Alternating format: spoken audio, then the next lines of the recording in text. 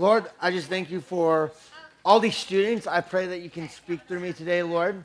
I pray that we will just be able to be focused on your word, Lord, and that you can speak through me today, Lord, and just open up these students' hearts and ears, Lord, and that we'll be attentive and just gain new perspective on how to live for you, Lord. And I pray these things in your name. Amen. All right, so really quickly, I know it's back there, but what series are we in? Slaying Giants. That is right. We are in the Slaying Giants series. And Taylor opened up the series last week, and he talked about the nation of Israel. I don't know why I'm having problems, but talked about the nation of Israel. And maybe if I do this, and I just clip it right here. Taylor talked about the nation of Israel, and he talked about how they had just left what nation? What were they freed from? Egypt? Yes. Egypt. I'm hoping I'm all right. They'd just been freed from the nation of Egypt. And they get to this land, this promised land, all right, this land that God had promised them. And they show up, and they send spies, and they see that the land is just as had been promised. There's milk and honey, and it's fertile, and there's a lot of noises coming. But it's an amazing land. But there was a downfall. Do you guys remember what from last week what Taylor said what there was? Giants. That's right. There were giants in the land. And they were scared. And there was a huge majority that were like, we don't want to deal with this. In fact, we'd be better off going back to Egypt and being slaves than facing these giants. And so today, again, Taylor talked about how this whole series, it's all about how there are giants in our lives that we need to face and that we need to slay so that we can enjoy that abundant life. And so today, we're going to be talking about one of those giants. And from now on, we're going to be talking specifically about each giant a different week. You guys learned all about the different giants last weekend and this last Tuesday, if you were here, Taylor talked about them. But today, as you guys see at the top of your note sheets, we are talking about greed. So if you guys want to open with me right now to Luke chapter 12, and we're going to be in verse 13.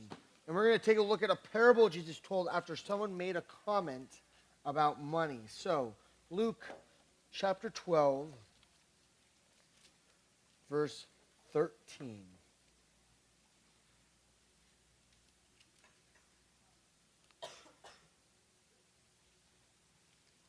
And if you have trouble finding it, luckily God gave you a table of contents to help you. If you still have trouble, God gave you friends who can help you figure it out.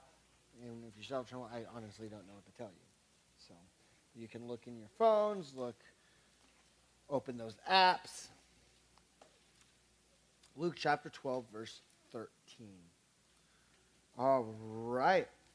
So it says, and again, at this point, Jesus was speaking to a huge crowd. He was telling these different stories, teaching them. And someone in the crowd speaks up. And it says, someone in the crowd said to him, "Teacher, tell my brother to divide the inheritance with me." Jesus replied, "Man, who appointed me a judge or an arbiter between you?" Then he said to them, "Watch out, be on your guard against all kinds of greed. Life does not consist in an abundance of possessions." And he told them this parable. The ground of a certain rich man yielded an abundant harvest. He thought to himself, "What shall I do? I have no place to store my crops." Then he said, "This is what I'll do. I will tear down my barns and build bigger ones. And there I will store my surplus grain. And I'll say to myself, you have plenty of grain laid up for many years. Take life easy, eat, drink, and be merry." All right, I'm going to stop right there really quickly. So there's this rich man in this story that Jesus is telling. And it says that he has a surplus, that his crops are doing super well, and he has more than he planned for. And so he starts figuring out, what should I do? He says, hey, I'm going to build bigger barns. I'm going to build bigger storage places. And we continue in the story. But God said to him, "You fool, this very night your life will be demanded from you. Then who will get what you have prepared for yourself? This is how it will be with whoever stores up things for themselves, but is not rich towards God."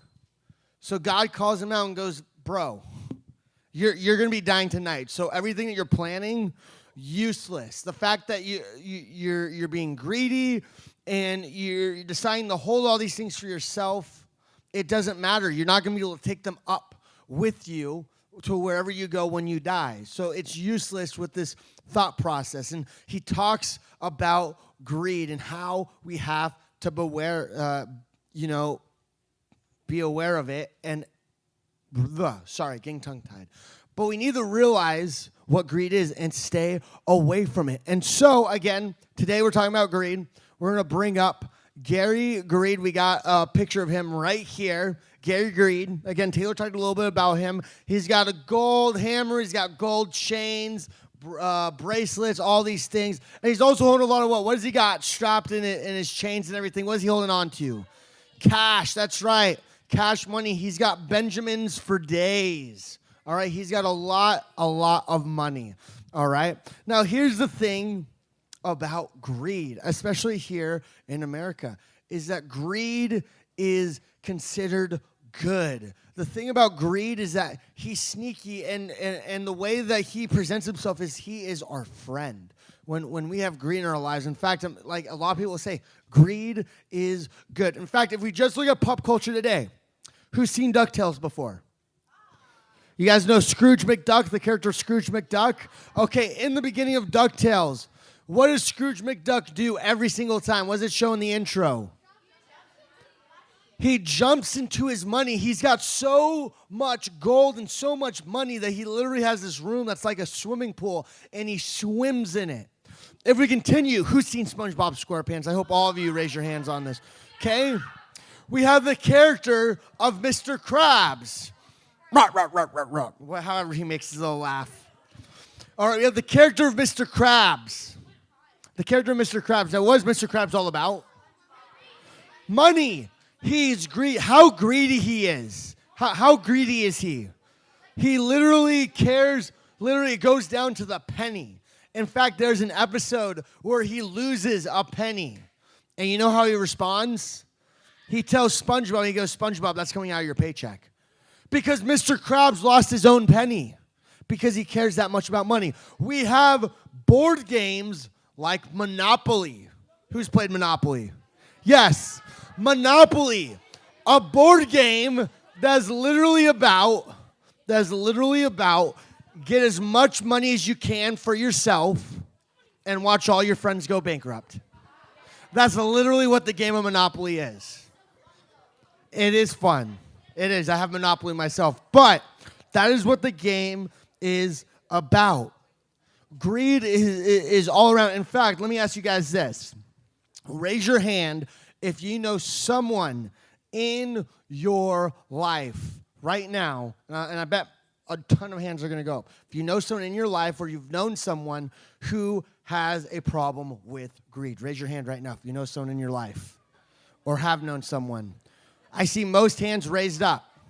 Now, here's the thing. Greed is really easy to spot in other people. He sticks out like a sore thumb. But here's the thing with greed as well, is that when he doesn't want to stick out, he's good at. He's really good at being sneaky and wearing camouflage and not being prevalent in our own lives. And let me explain, because here's the thing. When in all the years of ministry that I've been doing it, and I've been doing it since, with fifth grade and junior high and high school and everything that I've been doing ministry since I was 16 in the different roles that I've been in, everything. So I've got about 10 years experience in ministry. And I've always had people come up to me and go, Scott, I'm having a problem and I'm really struggling with lying and telling the truth. Could you pray for me about that? Or they'll come up to me going, Scott, I'm really having trouble with patience with my siblings. They're being really annoying, and I need to have patience. I know I do, but I'm struggling with that. Can you pray for me? Or, Scott, I'm having a really difficult time honoring my parents and obeying my parents and listening to them. Can you be praying for me? Yes. And I've had requests like that. Never once have I ever had someone come up to me and go, Scott, I'm struggling with greed. I feel like I have greedy intentions and I only think about myself. Can you pray for me for that? Never once have I had someone come up to me and ask me to pray for them for that. And so, like I said, I think for a lot of us, it's like we can see greed in other people's lives. But a lot of times we can be blind to the greed in our own lives. We may not even realize it, that we have greed in our own lives, because greed is so good at camouflaging himself and making it seem like he's not really greed. And he's really good at doing that. So today, we're going to be covering, taking off the camo of greed and revealing that, and revealing, hey, this is what greed looks like. This is what it brings.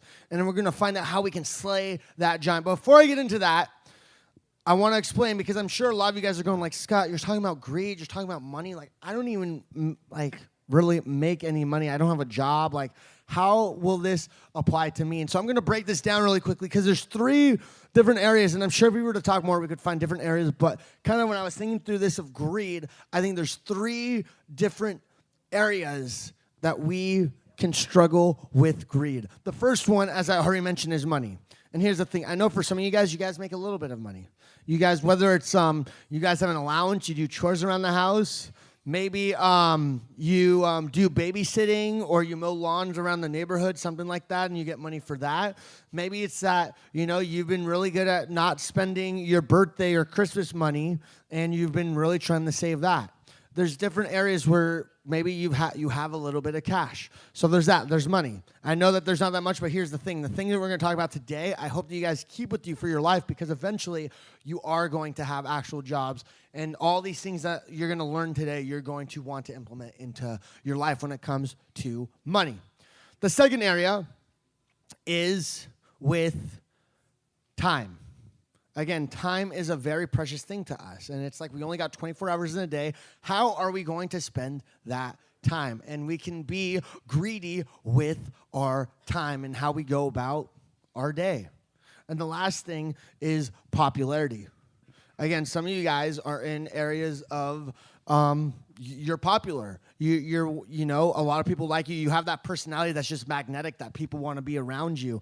And we can be greedy with that. And we can basically do certain things, or even change the way that we act than how we normally are, because we're chasing after that popularity. We'll be greedy with that popularity. And so, as we're talking about greed, I want you to be thinking about those 3 different areas that we can be greedy with. But really quickly, we're going to take the camouflage off of this, and we're going to talk about a few different things. And I know there's a lot of points here, and we're going to fly through a lot of this. But we're going to look at, again, the giant that we're facing is greed. All right, we're going to look at the 3 things that greed brings. And the first one that brings is selfishness. Greed brings selfishness. And simply, selfishness is very straightforward, but just when we have greed in our lives, we tend to think of ourselves more than others, when it's got to be the other way around. And we'll just think me, instead of thinking of others when we make decisions. The Bible speaks consistently against this. The second one of basically when we have selfishness into our lives, this actually leads to this, all right? But we see that's almost like this train that goes on that, hey, when you do this, it leads to this, that leads to that. But when we have selfishness in our lives, that leads to discontentment. And Proverbs actually talks about how when you try to fulfill these desires, these greed desires, you're only going to want more. When you're buying things, when you're looking for that new item, we always want more. And we're barely getting by. And that discontent with everything that we tend on spending on, that leads to debt. And that's the third thing, is that leads to debt. Selfishness leads to discontentment, which leads to debt. And here's the thing. Because we're always wanting more, whatever we get is not good enough, because it will never be good enough. We end up spending more and more and more on the stuff that doesn't satisfy us, to where we are in debt.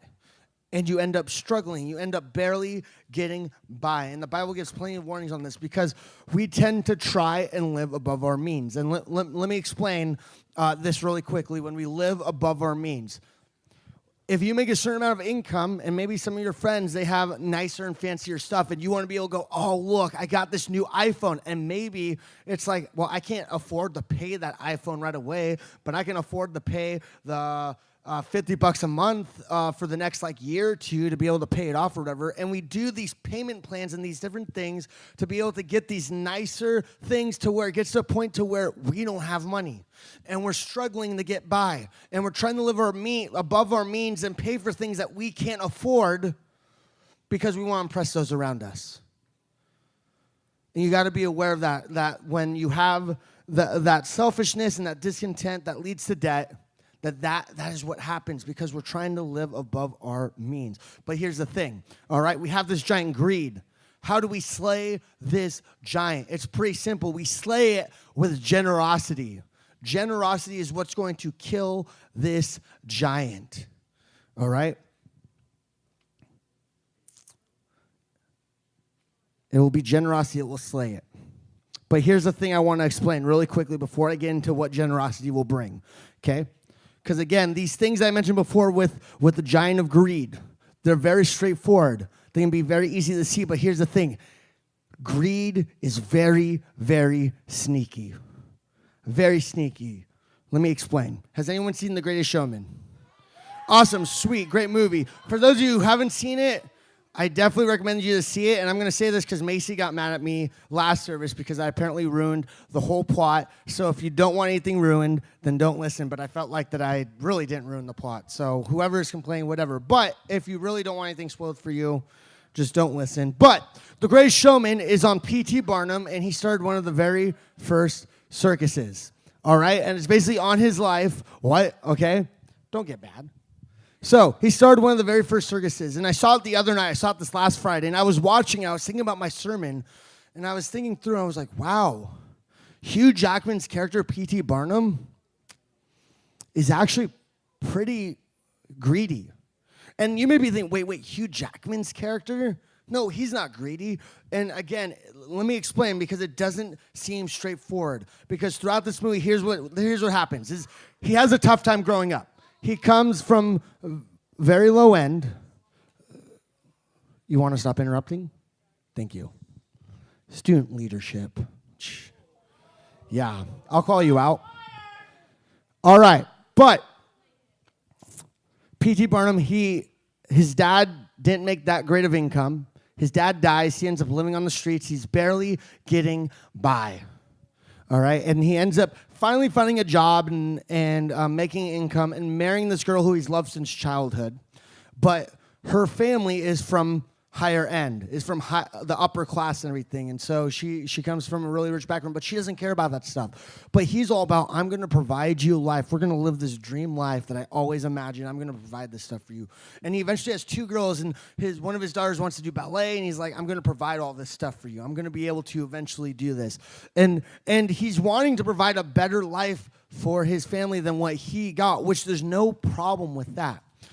And so eventually he basically goes to the bank, borrows some money, and he starts this circus, and everything starts going well. He starts getting this money. He gets this dream house. His daughter is able to do ballet at this really nice academy and everything. Everything is going well. It gets to the point to where he gets to meet with his circus group the Queen of England, and everything is amazing for him. He's like, oh my goodness, this is it. But here's the thing, greed sets in, and you see throughout the movie that he continues to be discontent with where he's at. And he meets this opera singer in England, is like, hey, let's tour around the U.S. and we can make a good amount of money. And he's not necessarily worried about the money at that point, but again, he tries to separate himself from the circus group. In fact, he gets selfish about it, and he wants to separate himself because people are like, oh yeah, P.T. Barnum, he runs that circus with all those freaks and everything. And in fact, at one point, after the very first show with the opera singer, the circus group come to celebrate with them, and he kicks them out because he's like, no, you can't be here because this is where all the high-class people are. And he tries to separate himself from them. And he gets so worked up with this opera singer and trying to provide these shows and the money that he's making, that's not until he's lost it all that he realizes where he went wrong. He has to go back to his roots. All right? And that is how sneaky greed is. We don't even realize when it's right in front of us sometimes because it's wearing that camo.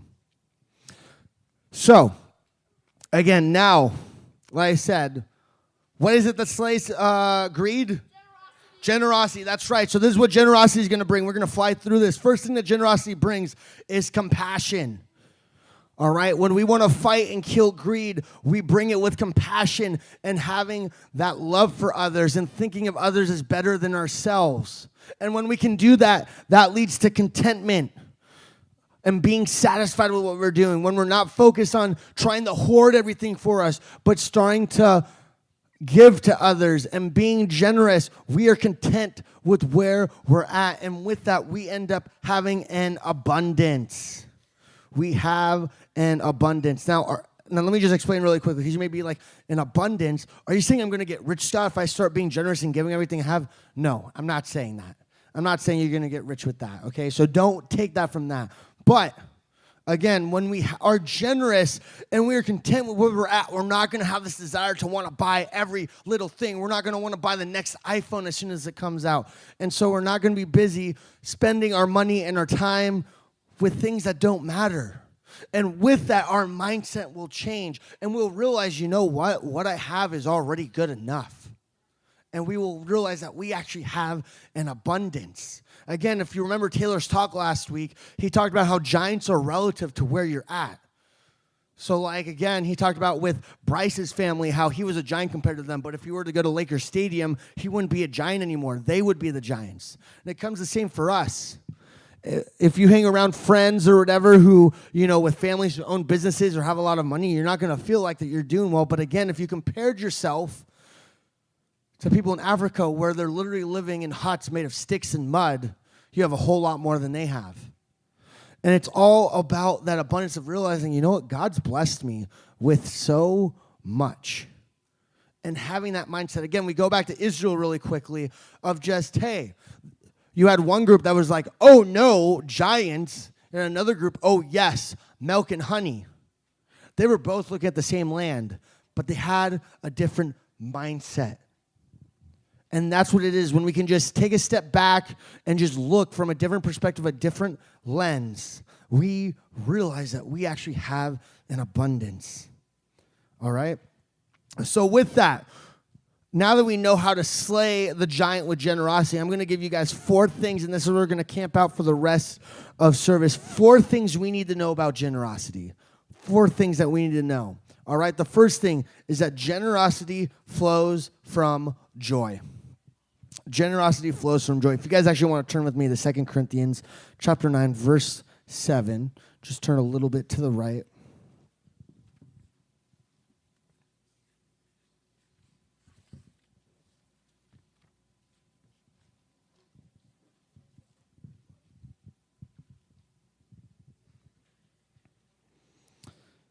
And it says,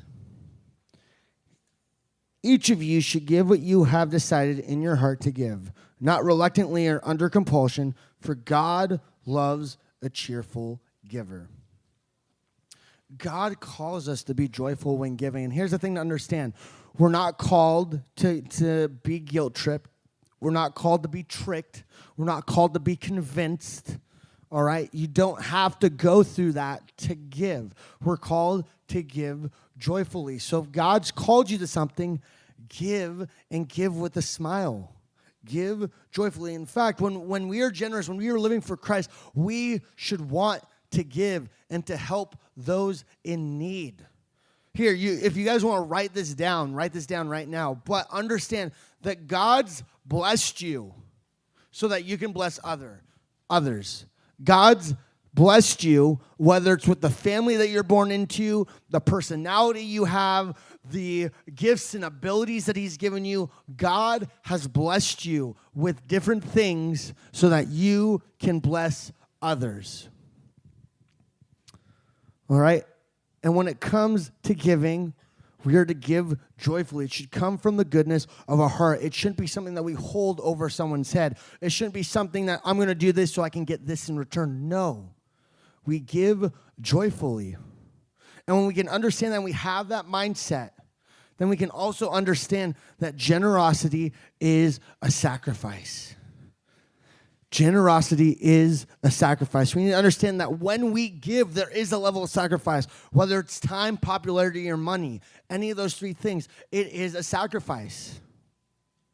It is a sacrifice. Let's take a look at an instance where people were giving with Jesus around in Luke 21.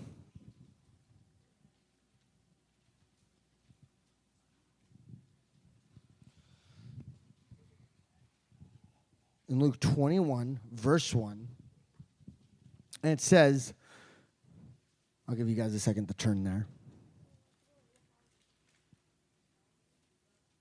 Luke 21:1. Jesus is in the temple, and people are giving. And it says, as Jesus looked up, he saw the rich putting their gifts into the temple treasury. He also saw a poor widow put in 2 very small copper coins. Truly, I tell you, he said, this poor widow has put in more than all the others. All these people gave their gifts out of their wealth, but she, out of her poverty, put in all she had to live on. So there's these people giving. Jesus is at this temple, and people are giving. And here's the thing. People, they're dropping in money. It's all these rich people. There's probably 20s, 50s, $100 bills. Probably people are writing checks because of how much money it is, and they're dropping it in. All right? They are giving serious cash. And here comes this little woman, little widow, and she goes and she drops 2 small copper coins. Now, to today's standards, it would literally be each coin would be like a third of a penny. So it'd be literally that she had just 2/3 of a penny that she dropped in. And Jesus said, this woman has given more than you guys have all given, because of the sacrifice that was made. And here's the thing to understand when it comes to this sacrifice, is that God cares far more about what is left after you give than what you initially gave. God cares about much more about what is left than what you actually gave. For example, let me explain. This will be easy to understand, okay? If you have 2 guys who gave $10 each, they each gave $10. One guy had $100 on him when he gave the $10, and the other guy gave $1,000. Who made the bigger sacrifice? The guy with $100, because he has less money to give. When it comes to giving, it is proportional, okay? When God, he's like, hey, I want you guys to be generous, there's kind of a, hey, people with more money, more resources, who have been blessed more, they have the ability to bless people more than for those who don't make as much money. So remember that just wherever you're at in life, whether you're only making a little bit of money or you're making 6 figures and you're doing well, God wants you to be generous, and it's proportional, and he cares far more of what's left after you give than what you actually gave. All right? And just understand that there is that sacrifice. Now, I'm not saying that we need to give all our money away, and in a second I'm going to explain a little bit more about that, but I'm not saying that we need to give all of our money away and just go, here, take my money. No, I'm not saying that, all right? But there is a level of sacrifice to be made, and if we aren't making those sacrifices, then we're forgetting that generosity fights selfishness. And that's your third point. Generosity fights selfishness. Again, it can be so easy to think about ourselves and go, me, me, me, me, me. What am I going to do with my time? What am I going to buy for myself? What can I do to make myself more popular? And we can be selfish. And that is when greed steps in. That is where greed thrives. All right? And we start being selfish. Now, here's the thing. I want to talk about this now, because I know I've talked a lot about money and all that. And I'm sure some of you guys are going, is Scott saying that money's evil? I want to make this clear. If your family owns a business and they're doing really well and they have a lot of money, money is not bad. If you have a lot of money, that is not bad. Okay? Money is not evil. But the Bible speaks on that the love of money is evil. When you get to a point to where the way that you're living, the decisions that you make are guided completely on, hey, how can I make the most money? Everything is guided by money, because you're chasing after money and you're chasing after all the nice things. And when that is how you're living, that is where it's a sin. That is where it's evil and there's a problem, when you have the love of money. But money is not bad. But here's the thing. When we have money, it can be difficult to want to give. And it can be very easy to fall into greed.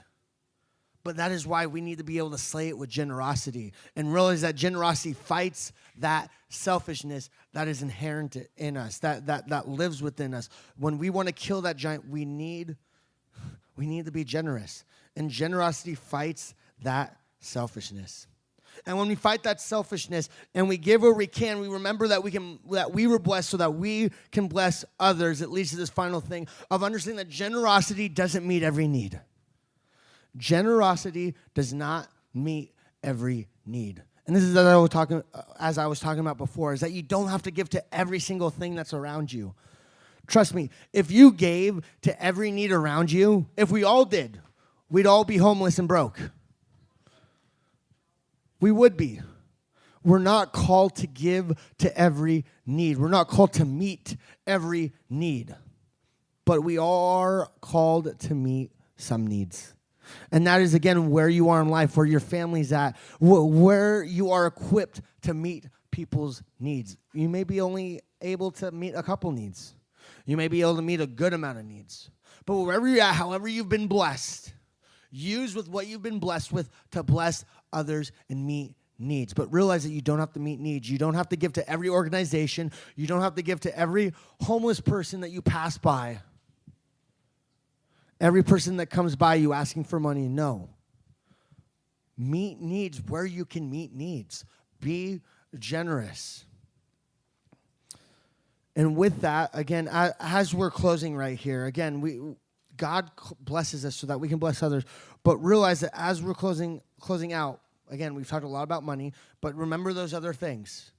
Time, popularity, and think about, hey, where can I start being more generous, all right? And as we're closing out, right before I give you your challenge, okay, because really, I mean, ultimately it's going to be, hey, how can you guys be more generous?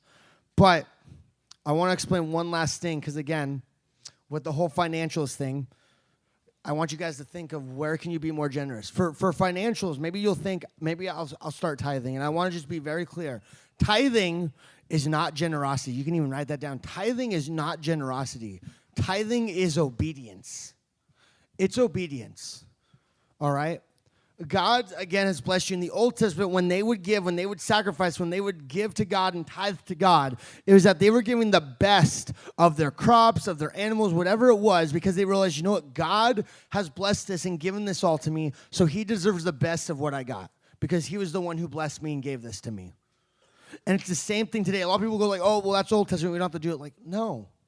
God still blessed you with whatever little income that you make, whether it's from birthdays, from babysitting, chores, allowances, whatever it is, or with the abilities you have and everything. He still deserves your very best. He still deserves to be honored by you.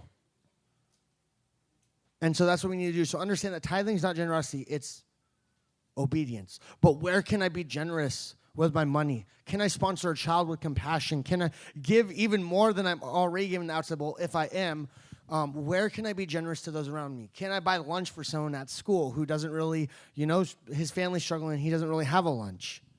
Maybe, again, with popularity, some of us would have to make sacrifices. Maybe there's those kids that maybe are considered a little weird that no one likes. And you're like, you know what? I'm going to start hanging out with them. I'm going to try and be friends with that person. And it's going to be a sacrifice. Maybe people will think, what the heck are you doing? But you can be generous with that, with your popularity, and not just think about how can I get myself to that next level in popularity. And then with time, again, time is always a sacrifice. There's only 24 hours in a day. When it comes to you planning your day and the things that you're going to do, you can totally change your mindset of going, okay, I'm just going to think about me. I'm going to plan things only around me and do things. But what can you do for others? What can you do in your day to be a blessing to others instead of just blessing yourself and giving to yourself? And ultimately, your challenges this week is to find an area in your life where you can be generous and do it. Find an area in your life where you can be generous and do it. Because again, there's Gary Greed. He's in our life. We may not even see it right now. because of the camo that he's wearing. But hopefully if you can take that camo off, you can take a long, deep look at those areas, then you can start being generous and slay that giant of greed.